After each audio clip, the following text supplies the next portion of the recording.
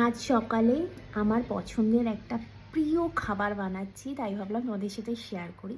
শীতকাল আসলেই আমি এটা প্রতিবার খাই। আমি আগে এটা খুব একটা দেখতে খুব একটা ভালো না বলে খুব একটা খেতাম না, কিন্তু একবার খাওয়ার পরে এটা আমি সব ফেলে আমি এটা খেতে পারি, এরকম ব্যাপার।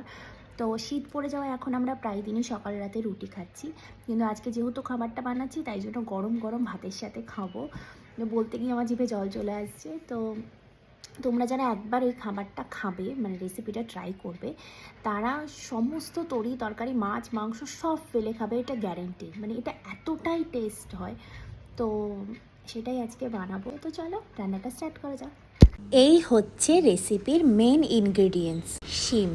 হ্যাঁ, আমিও একসময় এই সবজিটা দেখে ভীষণ নাক সিটকাতাম, কিন্তু এখন এই রেসিপিটার জন্য শিমটা এখন আমার সব প্রিয় সবজির মধ্যে একটা হয়ে গেছে। তো চলো রেসিপিতে ফেরা যাক। ফার্স্ট আমি শিমগুলোকে কুচি কুচি করে কেটে নিয়েছি। এবার কড়াইতে কিছুটা জল নিয়ে তার মধ্যে শিমগুলো দিয়ে সামান্য পরিমাণ লবণ দিয়ে কিছুক্ষণের জন্য ঢাকা দিয়ে ভাপিয়ে নিতে হবে। এবার শিমটা বেশ কিছুটা সেদ্ধ এলে একটা ঝুড়ির মধ্যে ঢেলে দিয়ে ঠান্ডা করে নিয়েছি। এবার শিমটা পুরোপুরি ঠান্ডা হয়ে এলে মিক্সিং বোলের মধ্যে সেই সেদ্ধ করা শিমটা দিয়ে দিতে হবে। আমি আগেই কিছুটা শিম এখানে পেস্ট করে রেখেছি, কারণ অনেকটা শিম ওইটুখানি বোলের মধ্যে ধরতো না।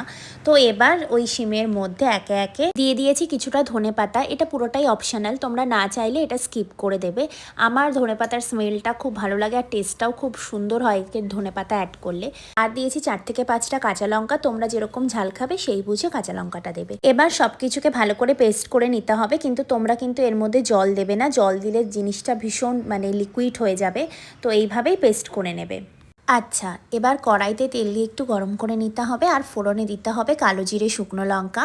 এখানে আমি একটা পেঁয়াজ আর 3-4 কোয়া রসুন গ্রেট করে নিয়েছিলাম, সেটাই একেবারে তেলের মধ্যে দিয়ে একটু ভেজে নেব।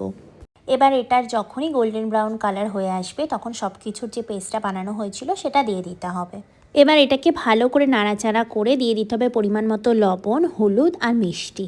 বাস, এতে আর কোনো মশলা যাবে না। এবার ভালো করে এটাকে সমানে নেড়ে যেতে হবে, নইলে তলায় লেগে যেতে পারে। এটা যখন একটু শুকিয়ে আসবে তখন এটাকে আস্তে আস্তে মিডিয়াম ফ্লেমে এইভাবে ভাজতে হবে।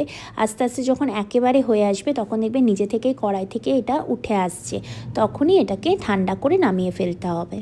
আমি নামানোর আগে এখানে একটু ময়দা অ্যাড করেছি, এটাও অপশনাল, তোমরা চাইলে নাই দিতে পারো। আমি অনেকটাই শুকনো শুকনো এটা খেতে ভালোবাসি, তো এটাকে আরও ড্রাই করার জন্যই ময়দাটা এখানে অ্যাড করেছি। তোমরা না চাইলে নাই দিতে পারো। এমনিও এটা যখনই হয়ে আসবে তখন দেখবে এমনি কড়াই থেকে ছাড়িয়ে যাবে। তো এই ছিল আমার প্রিয় শিম বাটা রেসিপি। এটাকে অনেকে শিম ভর্তাও বলে। শিমটা সারা বছরই পাওয়া যায়, বাট আমার মনে হয় শীতকালে শিমগুলো একটু বেশি কচি হয়